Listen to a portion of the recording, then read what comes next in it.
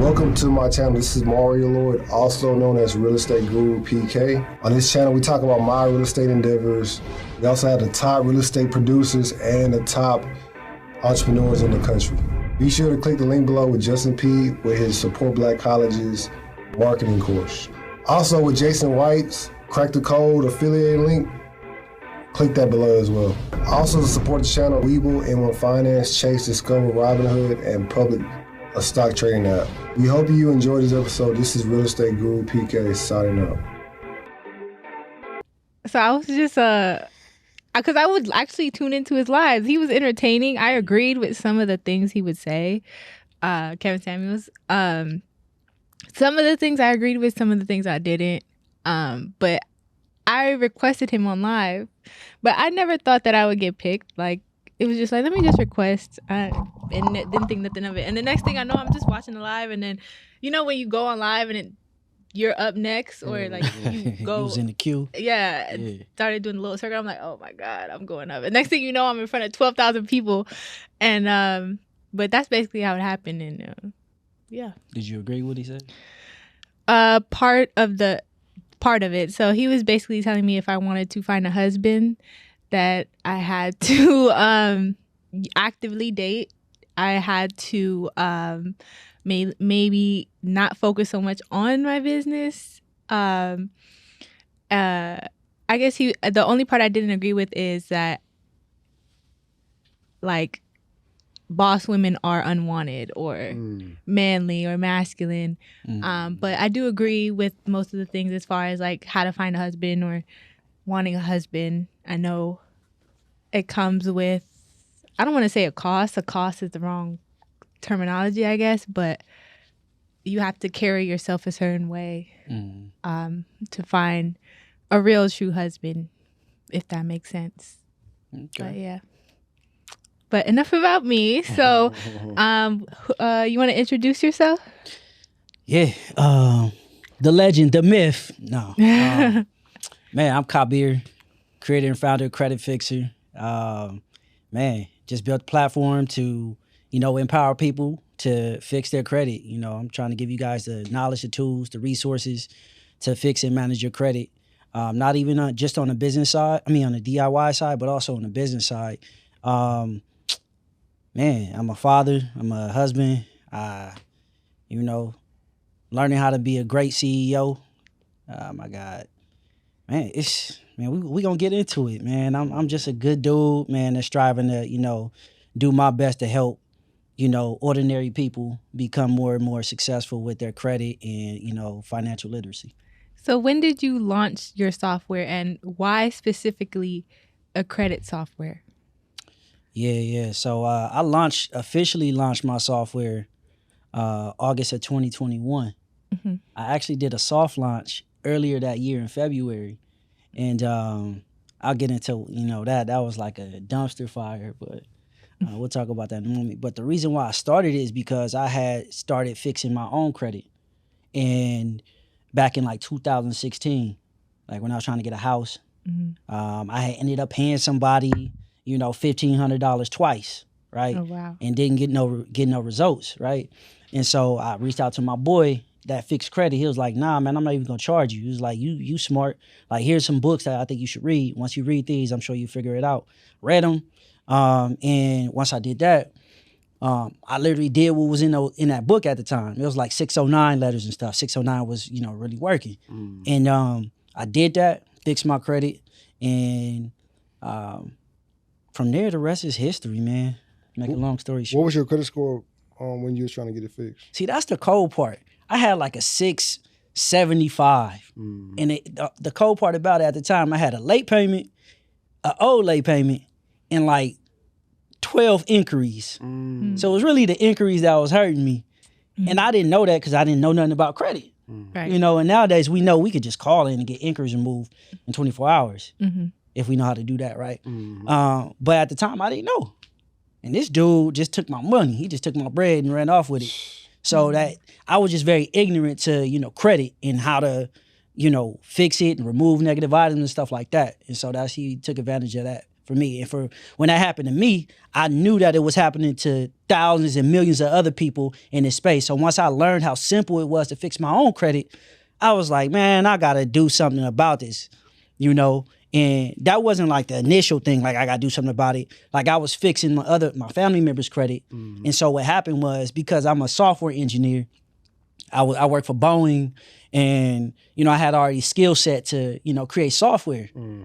I had merged that with my credit repair knowledge, and I was able to create my own like PDF generator. And, you know, I was just generating documents because I got tired of copying and pasting names and accounts into Word documents and then printing them out. And if I messed up, I had to do it over. Nah. So I just created a PDF generator and I started printing out files really quick. And then I was like, damn, I got to manage all this stuff. Is there a software that already does that? Found the software. And so I was like, you know what? Let me just put this to the side and use that software. And so that's what I used, that software. And then as I'm using the software, I'm looking at it, I'm just like, this is not user friendly. It's slow. It's too many icons everywhere. Like, and being a software engineer, I know these things. And so I decided to jump back in the lab, and about 2017 till 2021, you know, day and night, I would get up, go to work, 7, get off at 5, get home at 7, chill with the fam from 7 p.m. to like 3 a.m. for like 2 years. I was mapping this thing out myself before I was able to, you know, add other team members to where I could pay them. So to help me, you know, build faster and, you know, scale. So what type of education do you need to know how to build a software? Like, that seems complicated.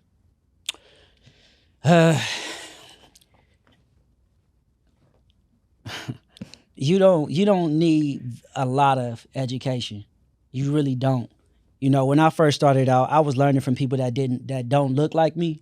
And so they made it seem like it was more complicated than it really was. They didn't know how to put it in the language that I understood that would make the learning process that much faster. And so I feel like one of my developers that's on my team, he's from Kenya. And the cool part about he was already developing like software at a just getting into it. And so I ended up training him on how to, you know, fix credit. I mean, not fix credit, but code. I was seeing like where he was like kind of, you know, not so good at. And so I put him on some tasks and he did those. And I was just like, hey, you got to do this, and helped him think about like how to approach certain things and which edge cases to look for. So it's not really difficult at all. And like that was another reason why I built this software and I didn't pay somebody in India or something to do it, because I could have went that route too. But I wanted to show people that look like me that we can create high quality platforms and softwares like Google, like the Googles and all these big companies, you know, and I want to show them like, nah, I did these with these black hands, you know, and you could do it too. So I hope I kind of answered that question. Yeah, you did. So it's like mainly coding. So Yeah. So understanding coding. So that would be maybe one of the first steps someone would take. Like me, I know absolutely nothing about creating a software. So maybe my first step would be learning coding. Yeah, you definitely want to learn a language, and whatever it is, PHP, C Sharp, C++, whatever it is. Are these computer languages? I'm sorry. Yeah, they're computer languages. Okay. And so you have computer languages, and then you have certain principles inside of when you code. So you got the language, and then you got like principles, and then you have let's just leave it at this, keep it simple. Okay. Like, and once you learn the principles, everything else becomes very simple. Okay. Like, you know how to, you know, create functions and methods and things like that. And coding is really basing mathematics and coding and languages off the real world. And so literally I know how to take any type of worldly use case and create a technology off of that. And so like Credit Fixer is really honestly just the first platform that I'm building now. So what other platforms would you might create in the future? Man, I've been really looking at trucking. I've been wanting to get in that for a minute. Like, it's a method to like why I choose certain, you know, platforms to create. But trucking, it's a gem for those who will watch this. Trucking a lot of the platforms out there are very, very old platforms, and they could be modernized. So if you hear this, like that's something that you should get into. And my goal is to partner with somebody who knows how to do trucking, who knows that industry. Because like I say, once I got the use cases and I understand the business model, then I can take that knowledge and convert it into an application and then service, people who need that software to solve their problems. If there was somebody you could partner with in trucking, who would you partner with? Man, I wanted to partner with what's my boy name? Circular CEOs. Alex Good Energy. Alex Good Energy. Mm-hmm. I met him at Circular CEOs. I actually met him at Him 500 birthday party in Atlanta. Oh, for real? Like I was a mentee, Him 500 back in the day, and he invited me to come to the party, and I was one of the few that he invited. Him and Alex had just started, meeting and just like being cool. Mm-hmm. So it was cool to see that mature and see that relationship mature. But I saw when they first met, man, we was all this matching. Marcus had rented out. We back there chilling, man. So yeah. But Alex is somebody, because I know he knows the space. But there's a lot of people out there that I don't know that, could potentially be partners in that regard as well. So, but yo. So essentially, what problem would maybe your future trucking software solve? That I honestly don't know, because I don't know all the aspects of it. I know that there's like these boards. Dispatch boards, yeah. So dispatch software. I want to be able to track trucks. There's ways I can, I just see certain technologies that are out there where I can put that all in one platform. And I think people can, maybe even a DIY trucking platform. Yeah. How's Houston been treating you? Man, Houston been treating me well. Man, like I was telling you guys, like I ran into Eric Thomas at Joey Uptown. Yeah, man, he's a great dude, man. Good dude. Like I was sharing with y'all, man. We talked for about 3 minutes, man. He stepped away from the table he was at doing business or having lunch with this young lady. Looked like a mentee maybe. But yeah. Houston, I love Texas, man. Man, people know me out here. Surprisingly, people actually know me. I'm running into people and they say, man, you looking familiar. You look familiar. And I'm just like, man, that's crazy. Like, that happened to me a few times at the airport. But, Texas is dope, man. I love it. I've been to Dallas one time. I did the podcast out there. And it was just all love, man. Y'all, it's something about how y'all treat people out here, man. That's what I said. Yeah, you from Cali too. We're both from LA. Yeah, so we're from LA, so they got that Southern hospitality. They're so sweet. What podcast was you in Dallas? I was, oh man, don't get me messing. I was just looking at it. $1 million? No, not $1 million. $1 million mindset. It's my boys, man. They gonna be mad at me. I didn't talk about what they Black Renaissance. Nah, man. Wow. I gotta shout. With Xavier, right? No.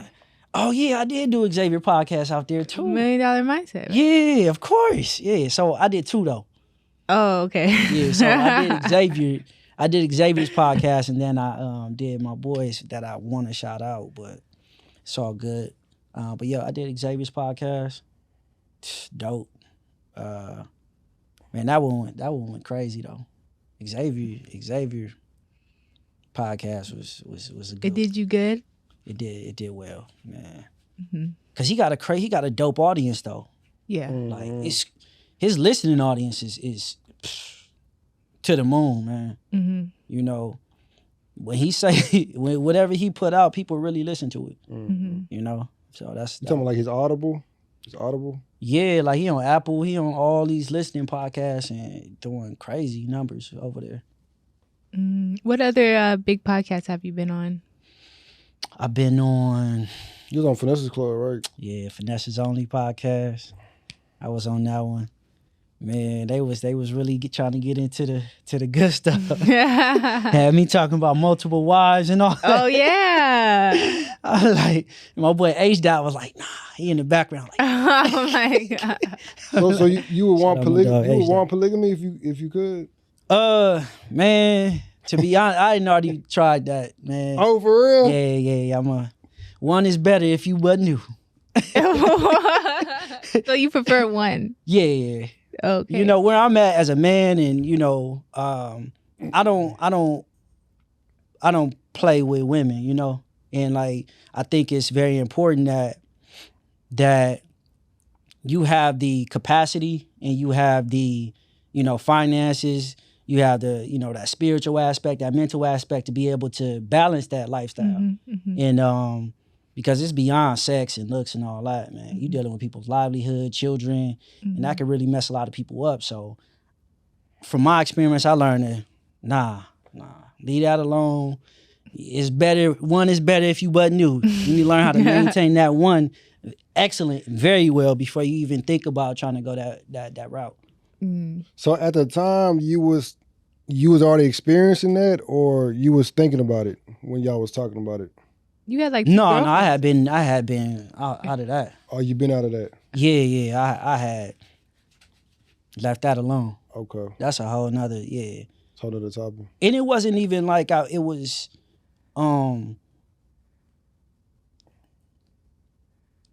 agreed upon. Like I was separated. So that's how I kind of jumped into it, and then Also, it just happened.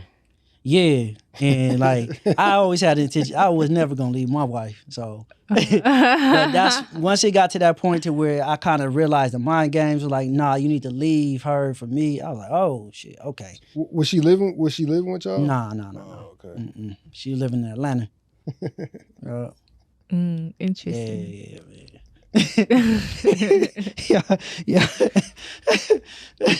yeah.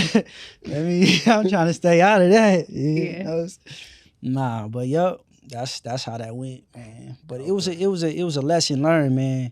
It was a lesson for me, and it allows me to actually like, because you know, polygamy is a topic that a lot of people it's not novel no more. A lot of people considering it, a lot of people thinking about it, and it works for a lot of people, but in most cases, man, I feel like we not ready for that as a world and a nation. Like this nation not used to that type of world, that lifestyle. You know what I mean? Like in Africa and Dubai and all these other countries, right? That's what they've been doing. That's their culture. That's the norm. That's not a norm here in the States. So it's a lot of learning curves and all that goes along with it. So I'm not against it at all, no. But I just think for me, like, let me back up out of that. Yeah. How old are you? I'm 35. 35? Yeah. Okay. So I got a little age on me. I might look young, but I got a little age on me, a little experience. Okay. Yeah, I just feel like social media hypes up a bunch of stuff, and one of those is including polygamy. And so it has the majority of average men who could barely afford one girl thinking that they can have multiple wives or multiple girlfriends and don't understand what actually comes with it. Like I feel like it's more of a it sounds and looks good, I guess, for a man, like, oh, I got 2 women, I get more sex, I look like him, but it's deeper. Like you said, these are people's lives, like you got to consider, and maybe even children. So it gets deep. Would you ever? No. What if he was like super, like a billionaire, like super rich? Would you consider it? Probably not, just because if he was a billionaire. Well, look, peaches. What if it was like your allowance is like Puffy? Your allowance is like $1 million a month. Like you get $1 million a month. Got it. I've never been offered $1 million a month, but I've been in relationships with, I guess, men who, I guess would be considered to have a lot of money, and I just came to learn that it's not everything. Like like you can literally be super you might have the lifestyle, you might have the cars, you might have the house, you might have the bags, you might eat good, but it just looks good on the outside, but inside, like it's if you genuinely don't like being there, the monetary exchange becomes not enough. So, you know, again, social media hypes up, oh, well, what if he's rich and what if he does this? What if he does that? Like, that's all materialistic. That's all shallow. Yeah. You know what I mean?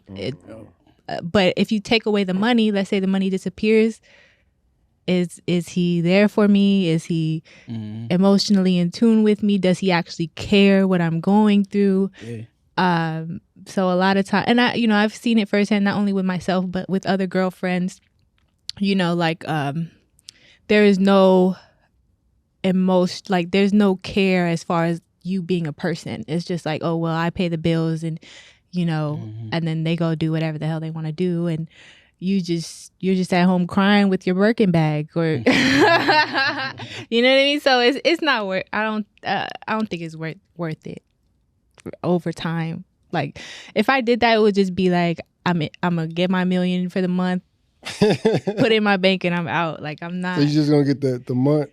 Yeah, just get the month or two, or until, you know, I'm gonna have an exit plan. Like, I'm gonna have an exit plan. But it's not something that I would choose forever. Man, nothing lasts nowadays. Yeah, don't. Like, I guess so. You know.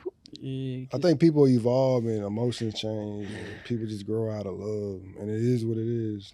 I think just the blowback is just so horrible now. Like, people want to get sued and yeah. And it happens at such a fast rate nowadays. Like, with this advent of social media, man, everything is microwave, from marriages to, you know, relationships to all that is everybody want everything to happen so fast, and like, people's emotions change so fast. People don't know how to, you know, go through the process of things anymore.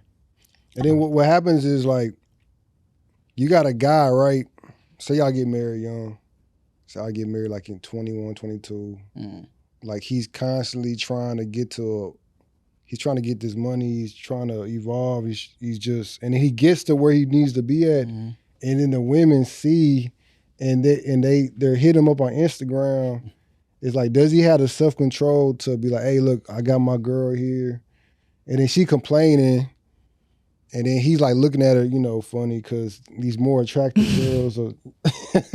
That's what be happening. That's why I say it's you know, like, also, you know, they're like, oh, you should want to build with the man, or, you know, be there with the man while he's building. But it's a 50-50 gamble because it can go either way. Like, when he comes up, he could leave you for the women that he could never get when he was down, or he can hold you by your side and be like, nah, this is my girl, she stood next to me. It's a gamble. But I just think at the end of the day, men and women should just work on being their best selves individually, so that when they get to that point, they're just gonna attract, you know, who, you know, they're gonna attract at their level. So yeah. And then men, they're gonna you're the best he could do at that time. Yeah. So you would agree that women have. So you would agree that men purposely have a placeholder. Like, this girl, she's cool for right now, but I don't. Sometimes, not all the times. No, I don't. Not all the times. Yeah, it's relative to the person, but not all the time, because you'll notice that woman that been with you through the thick and thin is way more valuable than that girl that hit you up on IG that look pretty, that ain't got nothing in her head but looking good. So that gets old. That get old quick. What? No, it's just. And men really know that. Like, men that actually have had women, you know, have dated multiple women in their lifetime, you know that. Like, it gets old. Like, you want that woman that is wholesome. And I don't mean like just I'm just like got the overall package. And not everybody has that. Not everybody works hard on those different aspects of their lives to be a total package. Right. You know, it's some women that might not be the quote unquote look beautiful, the most beautiful, that are really the most beautiful. So when they open up their mouth and they talking to you, and they how they handle you, and that shit. Respectful. Yeah, bro. What? Loyal. take care of you, make sure that know how to handle you as a man. Like, handle your emotions, because we got emotions too, as much as we got egos, but we for real got these type of emotions that only a special type of woman can manage that and know how to, you know, keep you doing what you supposed to do. Like, you know, yeah. Inspire you. Yep. That's cute. That's cute that you said men have emotions, because I feel like a majority of men hide their emotions. Or we have like, to. We have to. But Because y'all play on that. On me. Y'all play on y'all emotions. Because if y'all know what buttons to press, y'all gonna use that when y'all are feeling however y'all feeling. Women control men through their through our emotions. Right. So y'all been heartbroken before? Of course. Come on. Of course. Yeah. Aw. Have you ever cried over a girl? Over a girl? Like in secret? Nah. When I was haven't. young, though, yeah. Hey, listen, I had a cold when she was a cold piece. Like, she did me cold. How old was you? I was 19 at the time, so it was young. I was young. I was in college. Like, Okay. hooping out. I was playing basketball. Came back in town. She worked at a car dealership. One of these young dudes is making some car dealership money. Selling all the cars. Man. So she cheated on you or she left you for him? she both. Both? The cold part of, I'm gonna tell you, this was cold because I fly back in town. Yeah. I'm a broke college student hooping. This before NIL and all that. I come back in town and I go to meet her, like, see what's going on, because I kind of caught her on some of it, like somebody told me. And so I'm like, I meet her, and she said, I'm 5 minutes away. I got to stop somewhere. She's so cold. She went to go pick the dude up. I'm like, so I know who I know who he is because I dropped her off at work a couple times, so I know who he is. So he was like her work boyfriend. Her work husband. Right? Man, he got out the car. She was like, I don't want you, I want him. I was like, damn, that shit was cold. In front of you like that? Yeah. And had him right there? And he's there. Yeah.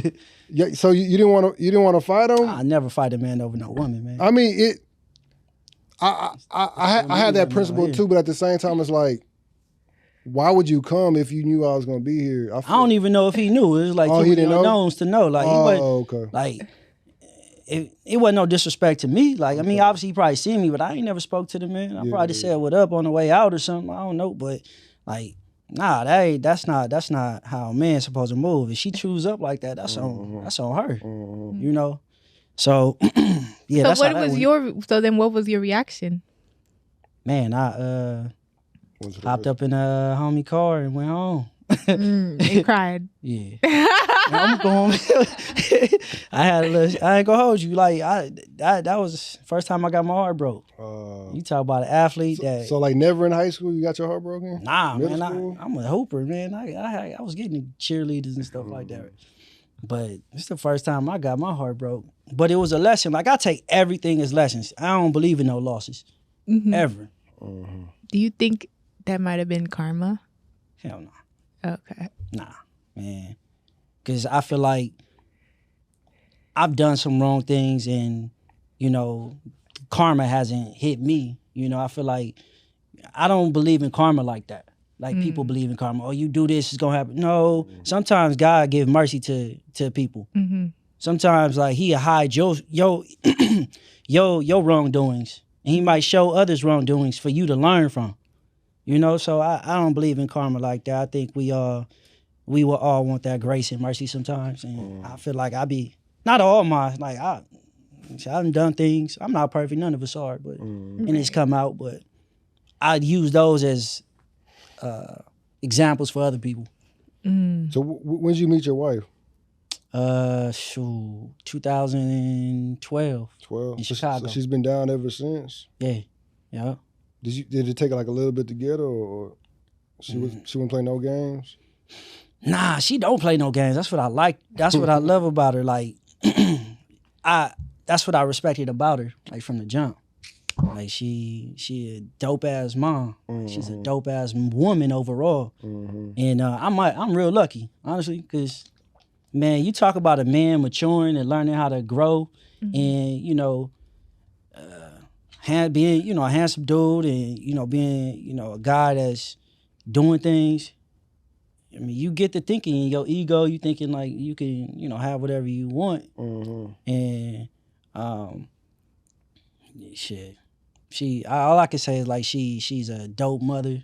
She's a dope woman. She held me down through a lot. And not just not on no, just me growing as a man. Like whether it's like me being, broke. Because when I first met her, she was making 80,000. Oh, for real? What? Yeah. Oh, what? She's an educator. Oh, she's a teacher? Yeah, she was working in DC, man. Like when I met her, I had just got out of college. She had already had like 4 or 5 years of, work experience. She out here making 80K. She took a gamble on me. I get out and then I ended up, once I being a software developer, I made, 10 times more than her. But for that, I know if she ever left me, like I'm not one of these type of dudes that be like, nah, you gonna have to figure it out yourself. Nah, she's the mother of my children. She gonna always be good, regardless. Until some other man take care of her. But she know that too. So would you give her alimony? She wouldn't have to put me on no alimony. That's so you gonna give her like allowance every month? Yeah, she got my children. So like besides child support, you still gonna give her another like? I feel like she got to maintain her status quo because like if she not well, then they not gonna be well, and that's the greatest gifts that I have are my children. Their future, and that's one thing that me and her understand is like they are our future. And it's important for them to have all of the experiences and the exposure that they can possibly have and help them start their own businesses as early as possible so they don't have to go work for somebody, if they don't want to. So they got bank accounts and all that right now.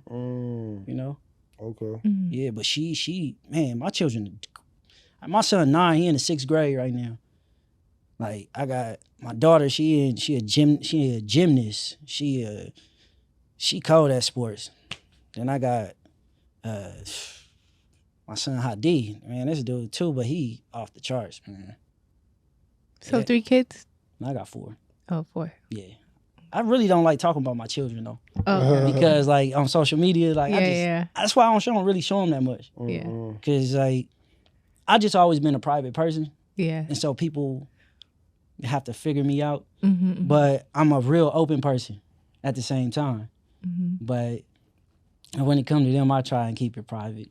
Okay. But yeah, man, I got some dope children. I got a dope family. We do a lot of dope stuff, man. They done been to Africa multiple times.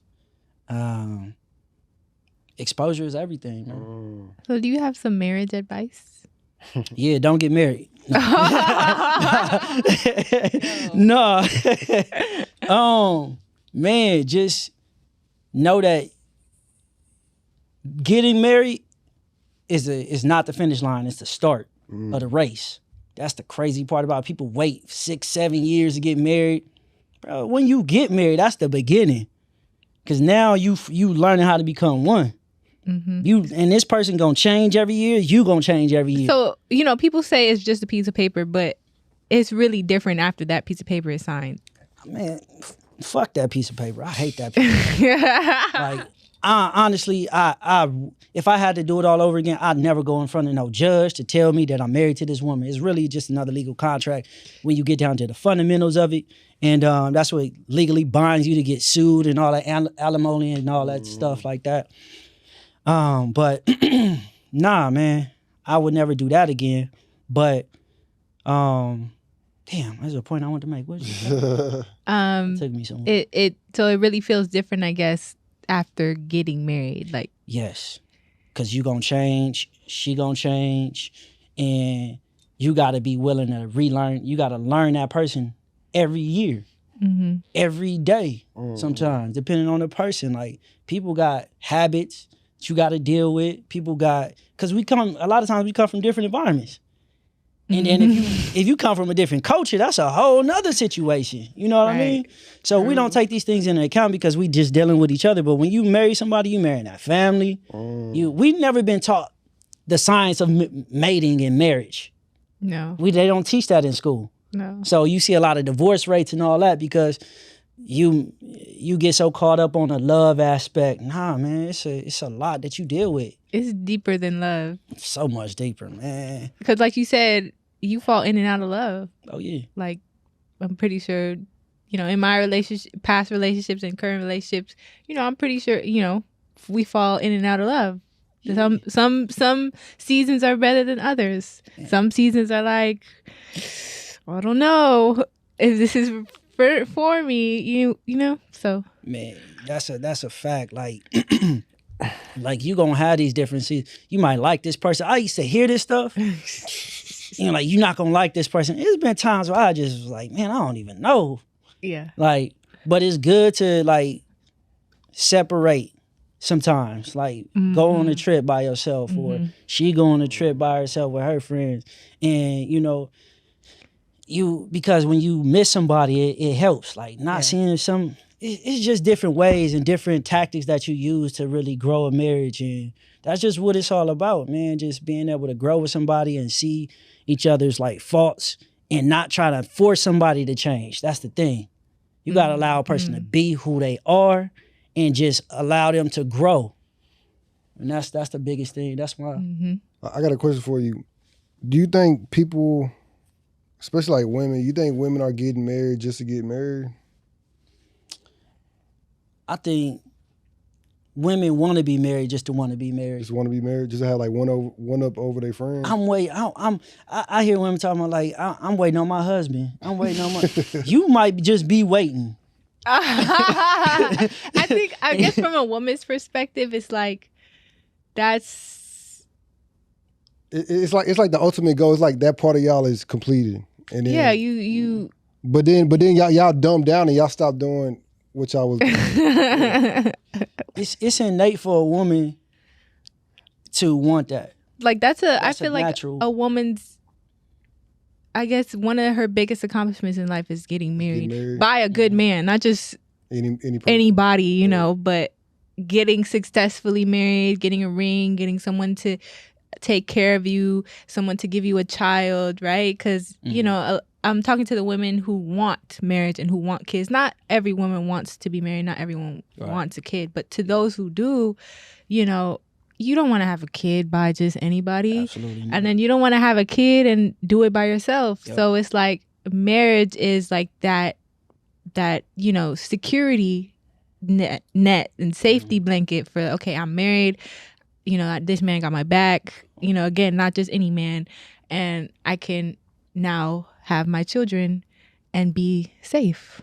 That should be the case. Like this society really does not support marriage.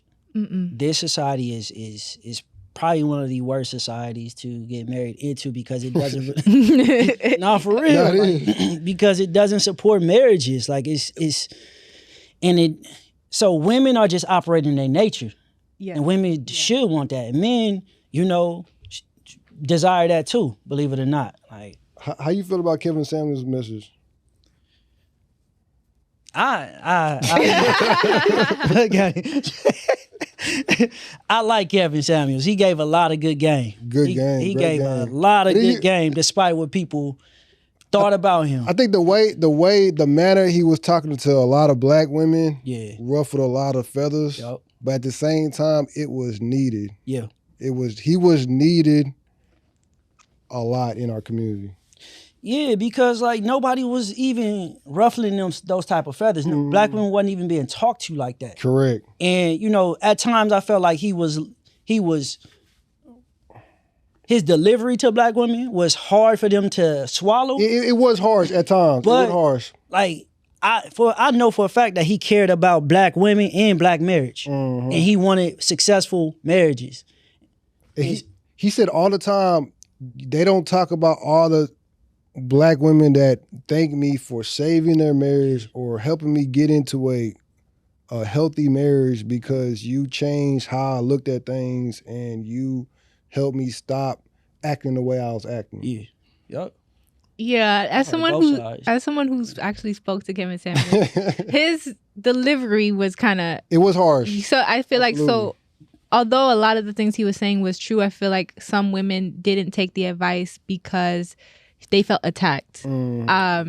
But he did have some good points. I used to tune into his lives all the time. Me too. And they were very entertaining. But, you know, what I did notice is a lot of women do put themselves on a higher pedestal than they're supposed to. And that's not a shot at anybody or any woman. It's just, I feel like as a woman, you should strive to be your best self. And especially if you want to get married and have kids successfully and, you know, be taken care of, you can't attract that and not be that. You know what I mean? So, but I feel like one more thing. I feel like it's not y'all fault because they don't have men telling them how they really look like.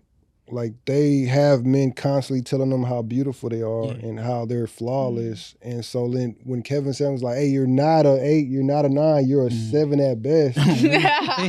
They got mad. Right. You know what I'm saying? And I tell people all the time, like sometimes people need to be told the truth. And I think like men always they just trying to get some. That's it. When men think that this is why women like the bad guys, right? Because bad guys, they don't care. And I don't think people do enough explaining what that don't care mean. Like, don't care don't mean that they treat them bad. They might just treat you like a friend. And then women are intrigued about like, man, why he not talking to me like these other dudes is talking to me? Y'all trying to, because women already know nice guys always, for the most part, always trying to get up in their panties. And the other dudes was like, shit, I might be, but I already got that, so I ain't pressed. So I feel like men need to talk to women more so and just be cool, bro. Relax, bro. Yeah, I agree. Just be yourself. Yeah. Relax. So yeah. If you a cornball, be a cornball. She still might like you because she might like cornballs, but don't be trying to do all the extras.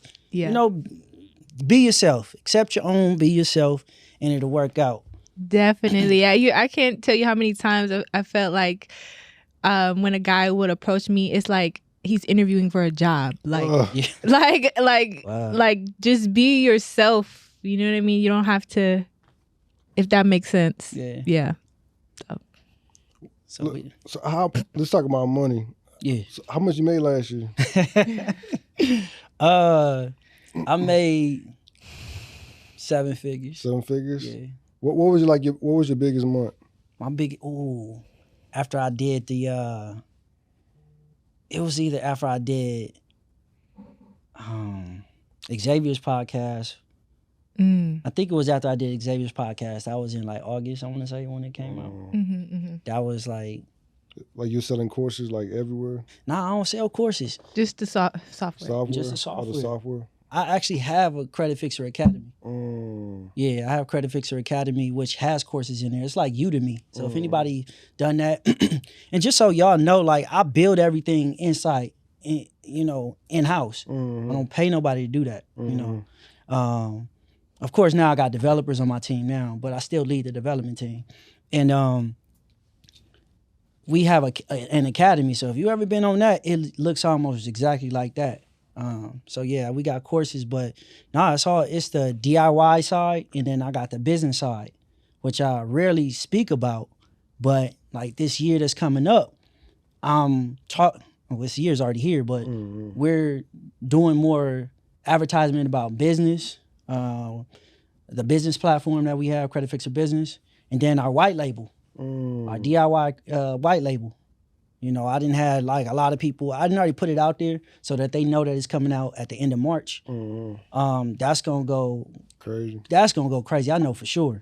You know, it's a lot of these other softwares out there scrambling right now because they know I'm like Debo when I come out. Like Debo here, I'm gonna tell you. Yeah, so they out there. They reaching out to everybody trying to get them on their white labels right now, and you know, it's more than enough space out here. You know, so it's no shade. No, don't take that as no shade if y'all ever see this. But I'm just saying like I'm building quality, you know, software, growing a platform, and by no means are we perfect on our end. Like we still one of the newest platforms out there, and we building, man.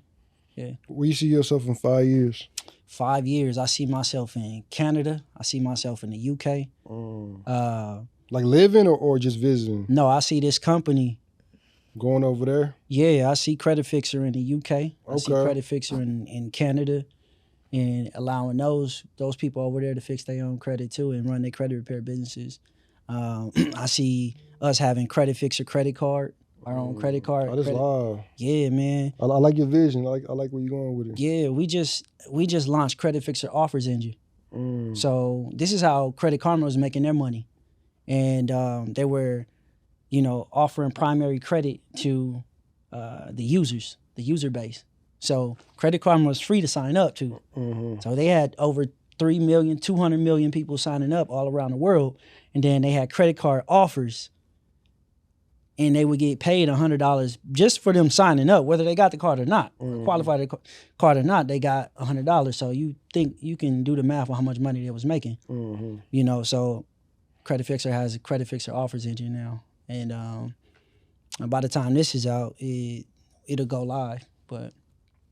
But yeah, man, we got the offers engine, we got the white label, we got Credit Fixer Business, we got Credit Fixer.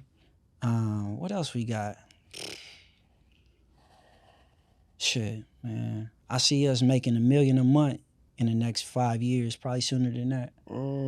Yeah. That's live. Yeah, man. So, right now I'm actually looking to take some investor capital, considering it. I've been reading a lot of books, so I'm learning how to be a CEO.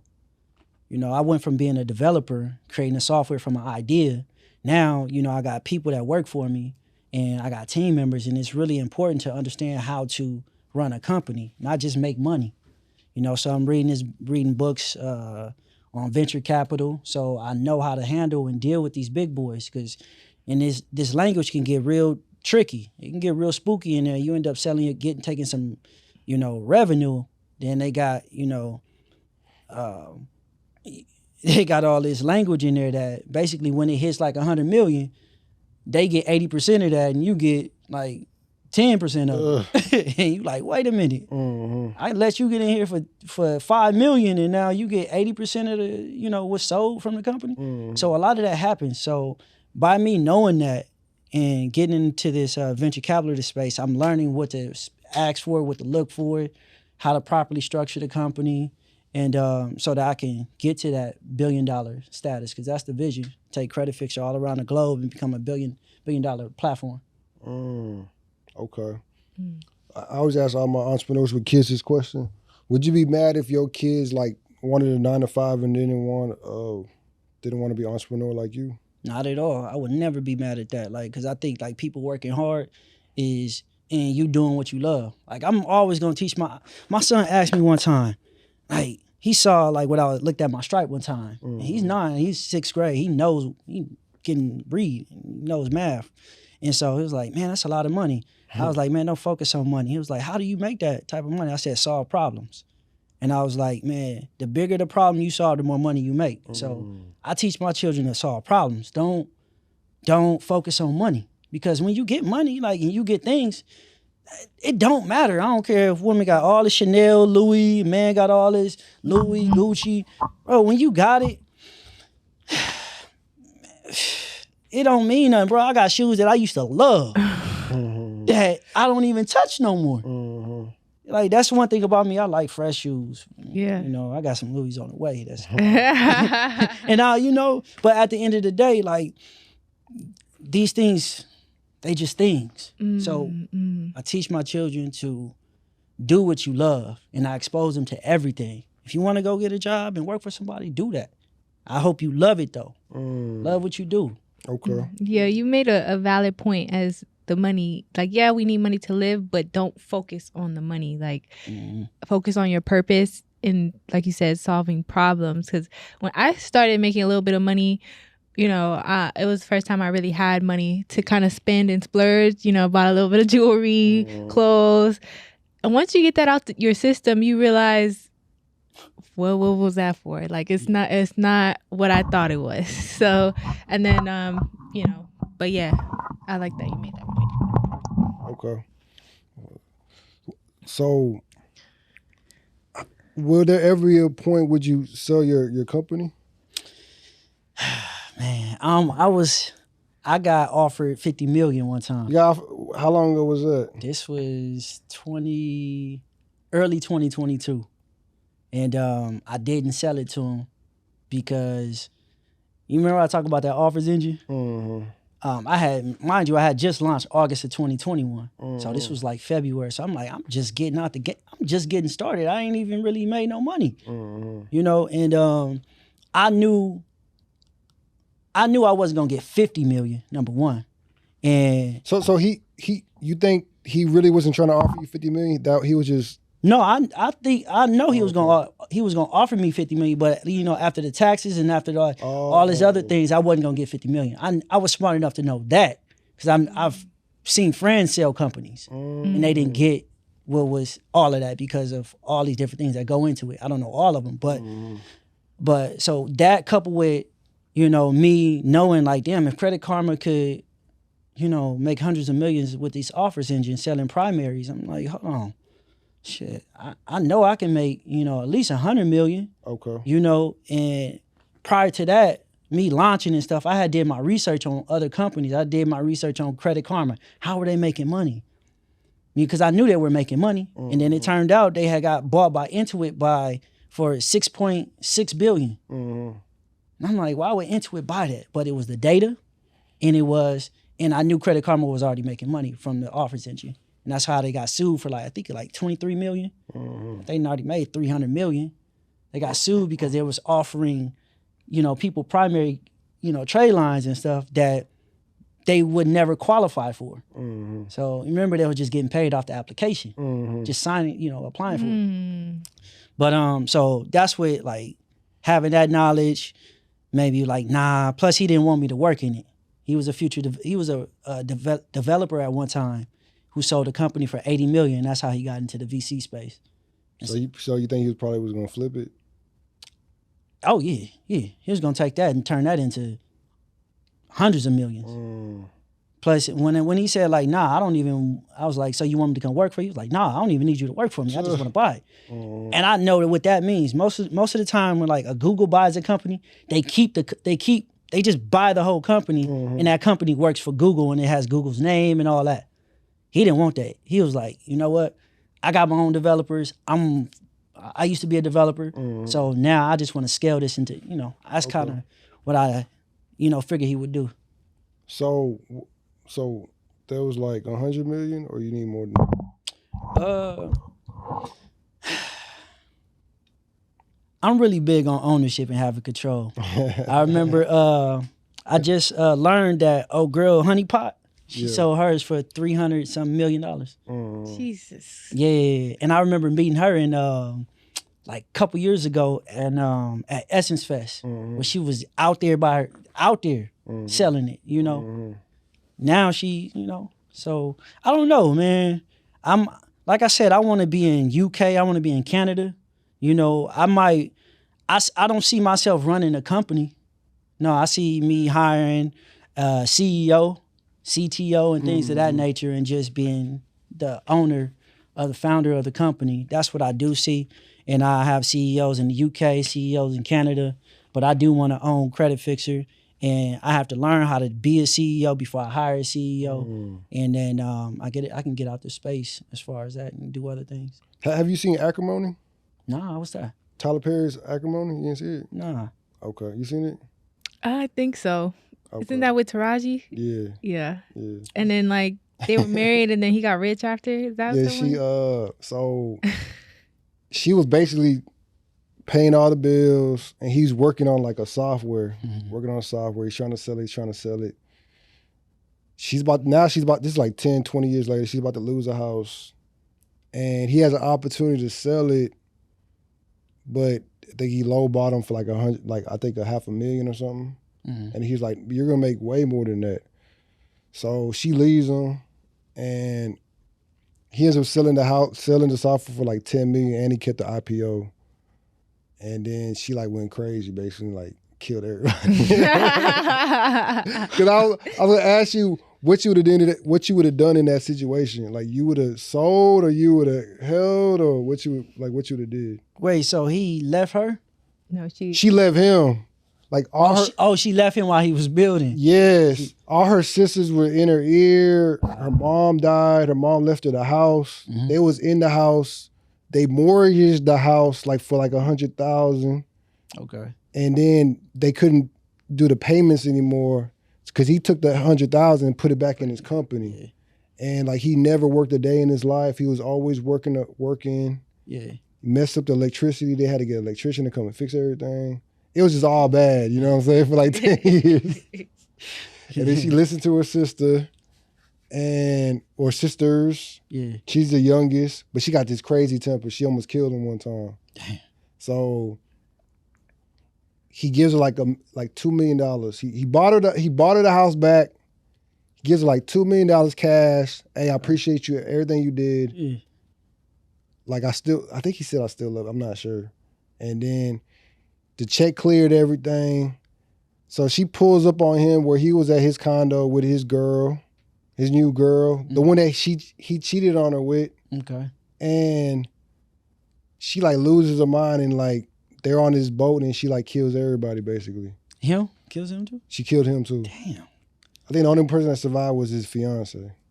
Damn, that's crazy. So what you would have did in that situation? I mean, I'd be dead if I you would have sold or you would have kept it? I think he offered him like $500,000. Oh, you asking about that? Yeah. Because he ended up going homeless. The girl that he cheated on her with was working for the company he was trying to sell the product to. So I wouldn't have sold. You wouldn't have sold either? Nah, not at all. Like, I know what this is worth. You got to know the industry that you in. You got to know, like, you know, the credit repair industry. I think last time I looked I think it was at 50-something million. Mm-hmm. No. Yeah, 50-something million. I got my numbers mixed up. Mm-hmm. But it's a lot of room. And it's continuously growing. Mm-hmm. And I understand that, like, you know, you got to know your seasons, man. Mm-hmm. Like, you got to know your summer, spring, and fall, how things did, you know, how things play out, holidays and all that. You got to understand these different things. And so it's been times where, you know, I ain't had money for years. I didn't put all my money. People don't know, I took my money and put it right back in the company. I didn't spent damn near $500,000. In putting in this company.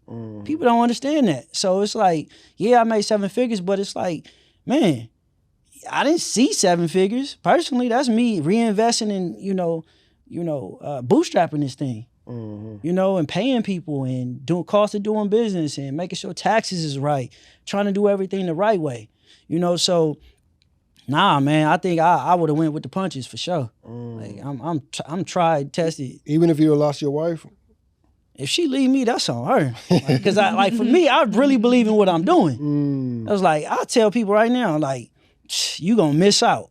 You play me, you gonna play yourself. Because that's how much I believe in myself, and I believe in like this vision, and it's showing itself. It's not even close to where it's about to be. And you know, I'm so grateful for all the people that have, you know, trusted me and tried the software, and that kept the lights on for me. That kept me being able to help pay my people and help put the money back into the software and make it better and better and better. So, you know, I'm getting this from out the mud. Like ain't no investor giving me no 10 million. I ain't got nobody in this space co-signing me. None of them. Nobody in this space that I know co-signing me. Shit. Regardless if they co-sign me or not, I can't rely on that. It ain't no shade because they don't co-sign me. They don't have to. But I know for sure that Credit Fix is going to be the most dominant credit repair platform in the space. I can guarantee you that. And that's what I know because that's what I believe. And like, I'm a former athlete and I'm a real aggressive, you know? And that's how I deal with, you know, Credit Fixer, you know? Has that girl reached out, the one that left you for that dude? Man, nah, man, she a hustler. Nah, she ain't. Nah, she ain't reach out. She got a strong ego. Knowing her, she'd never reach out. She'll never reach out. I'm glad she don't have to, but she doing pretty good. Like we still cool. Oh, y'all still cool? Yeah. She live in nah. Dago. You better than me. Nah. Nah, that was long ago. I was like, we was kids, man. She taught me a lot of lessons. She was fun though. Like, I tell my wife asked me, I was like, yeah, the funnest person was her, but I would never, Is she the one that got away? Who? The girl. Hell no. Nah, she was fun though. That's what I'm saying. She brought a part of me out that I didn't know, because she was just very like, she was just very what's the word when you just spontaneous? Yeah, she was very spontaneous. You should do it like that David Chappelle skit. What? With the jet when they pulled up. He was like, "I'm gonna leave you for everybody," and he was like, "No, just you know what I'm talking about." He did some shit like that. Hey, that man's a fucking legend, man. You know what I'm talking about, though, right? Nah, I'm probably, if I see it, I could just picture him doing it. Gotcha, bitch. Yeah, that's exactly what he said. Yeah. He was there with his whole family, all his kids. He was like, "Gotcha." Yeah. Nah, man. Shout out to Linda, man. That's her name. Yo. You got any more questions? I'm gonna run through this list. Go ahead, man. Y'all got whatever. It's open, man. I'm chilling. Okay. How much longer you gonna be in town? I'm leaving probably tomorrow morning. I just realized, like, every time I fly by one way, I never buy a round trip. But I learned that flying out of Houston, where I'm going, is the flights is all early. Early flights. To my LA? No, I'm going back to DC. Oh, DC, yeah. But flights be early. And then as you get later in the day, they start going up. I'm like, man, I'm not finna spend $1,000 just to take a later flight. Yeah, take a later flight. Nah. But I did get invited out somewhere. Dude that noticed me in Louis. Brother actually, he owns an oil company. So he owns an oil company, and it's his birthday tomorrow. So he was like, man, come out, man. My boys is throwing me a party and all this. So he invited me out, but I don't know if I'm gonna go. I might just take that flight back home, get back to business, because like I said, man, I'm on a mission this year. I got this white label coming out. I gotta stay focused. Okay. Yeah. Flips or rentals? Say that again. Flips or rentals? Ooh. Rental. Yeah. Wholesaling or rentals? Damn, it can't be both. Yeah, it could be both. Both. Airbnb or Turo? Ooh. I gotta say Airbnb. Airbnb? Mm-hmm. Stocks or crypto? I don't know stocks, so I'm gonna say crypto. Crypto? You got crypto? I do. What you got crypto? What you got in I crypto? just bought some Solano. I bought it at I want to say like $78. $78? And it's at like 200 right now, and it's supposed to go up to like 600, even higher than that. So okay. Yeah. 2 million followers or rental property? 2 million followers. 2 million followers. Sure. Money or equity? Ooh. I'll take the money. Take the money? Right now, I'll take the money. 850 credit score, $1 million. I'll take the money. Take the money? Because I can invest that real quick. And it's money all at one time? Yeah. Yeah, if you would have said $4,000 a month, I would have said, nah, if I'm going to take money, otherwise I'm going to take the credit. But if I can get all the money at once, then I can invest that and flip that. Yeah. I don't like when people say the credit score, because like it could be like in increments, and then like after a while they start taking the money from you, like the credit lines, they start decreasing it if you start maxing everything out. Yeah, plus all that come with interest. If I got cash and ain't no interest there, I got it all. People trying to take that money and you gonna owe more money than man, it's too much. That's what they don't tell you, man. Funding is dope, but man, it's so much that come with that if you don't have a real solid plan. You got to have a crazy end game. Oh, man. You got to pay that back off fast because them interest going to hit. Man, I ain't even go there. But funding is dope. Like, to be able to get funding, yes, you want to be in position to do that. And you want to have some funding. But all these people that saying, "Oh, I got $100,000 in funding," you ain't spending it unless you really flipping that. Stop playing with these people. Stop playing with these people, because you messing a lot of people's lives up that don't. And the good ones will let them know, like, man, you got to have a solid plan before you take this money, especially if it's a loan. Some credit cards, cool. And that's cool coming from you because you're a credit guy. Yeah. Because, like, people always saying credit. I don't understand that. Because I took $250,000 out in funding, and it took a while to pay. A loan? Personal loan? Or? It was like credit cards, loans. It was like all. And then Bank of America, they revoked all my credit cards. I took all the money out, but they revoked them all. They closed all of it out. Yeah, see, they don't share those types of situations. That and then really, Chase will take them limits if they see you constantly your credit, like you constantly using your utilization, they will decrease them limits ASAP. Especially if they just sitting up high. Once you get it down low, they'll lower it, and sometimes they'll close it. They'll close it. If you're not using them, they'll close them. It's a see, the cold part about it is, like, we're just coming into this financial literacy knowledge, and some of us are just running up the bag, really, because it's a novel word. There's not a lot of seasoned vets that been in it for like over 10 years. Like, they just came across this money and they just trying to make money teaching other people, but they're not telling you what's happening to them in their personal life. Facts. It's a difference between making a lot of money and doing business. A lot of people don't know about business. They don't know how to about a financial balance sheet and stuff like that, and taxes. I just seen dude that do stocks. He was talking about how he had to pay the government $2 million. Man, that's crazy. Like, we don't talk about that. Like, you getting all this credit, you getting all this money, but those taxes come around. So you got to do good business out here. You got to have good files. I read a book called Profit First, and it shows you like how to open up certain bank accounts. You got an OPEX account, you got a tax account, you got a profits account, you got your main account where all the money just comes in, and then you put certain percentages in each of these accounts so that you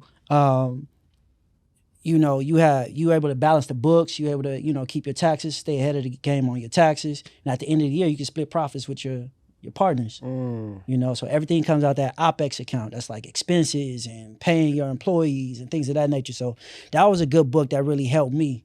Especially like when I got me a partner on my team, like I ain't gonna hold you. She was like, "Man, look like you commingling funds." She checked me on it, but that's what I like us to have those conversations. And so I read that book and I was like, "Bet, let's do this." And so, and that's what I'm talking about. Is like, you making all this money, but you got to really learn how to do business. And this is like what I hate. I call them like pandemicpreneurs. Like, you didn't really just came up in the pandemic, but you still stuck there. Like, you made your money off the pandemic, which is great. But like, man, we gotta evolve so that our communities that really follow us and believe in us, we don't lead them out to dry. Like, man, we just don't run it up on these people in their ignorance and in your ignorance. So you got to develop too. You trying to educate them on getting financial literacy, but you gotta, in order to be a good leader, you gotta learn. And so like that for me, I might not be the wealthiest in the space yet, but even if I don't, man, I'm cool. Like, I'm always learning because I want to be solid in this space. I want to be solid for the people that do follow me and believe in me.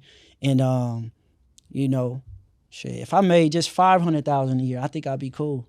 Because when I wasn't making this type of money, I heard this dude that was making $50 million. He was like, "Man, really? When you make like $300,000, you could do everything that I do. You can rent the Wraith, You can go get a Wraith. You can have a nice home. You can have the Louis Vuitton, the Gucci. You can eat the Wagyu. Mm-hmm. Because again, like shit, once you reach a certain level, you can buy the Rolex. You can eat at the same restaurant. Shit, I just saw E.T. Like I'm eating the same spots he eating at, you know. But it's like we talked about earlier, like things. Mm-hmm. You can only buy a certain amount of things. Mm-hmm. So it's like, man, we strive to do all these things, but why are you doing it? Mm-hmm. And like Maui, that's why your why got to be real solid. Shout out to E.T. Yo. Appreciate it, man. Yeah, man, for sure, man. I appreciate you inviting me. You want to tell them where they could find you at? Yes. Y'all can find me at Credit Fixer. That's credit FIXRR.com. Y'all can find me on all platforms, TikTok, Twitter, YouTube. Make sure y'all follow me. Sign up for the platform. Learn how to fix your own credit. We provide you with the knowledge, the tools, and the resources to fix your own credit. We also have a business version, Credit Fixer Business. You can sign up. Unlimited clients, unlimited Metro 2, unlimited factual disputes. You can add team members. Man, we got the offers engines. We got trade lines in the software. We got Credit Fixer Academy. Man, we only getting better. So, sign up, join Credit Fixer. Join the revolution, join the family, and let's get to it, man. That's it. Thank you, man. Appreciate that. You. Thank you. Appreciate y'all.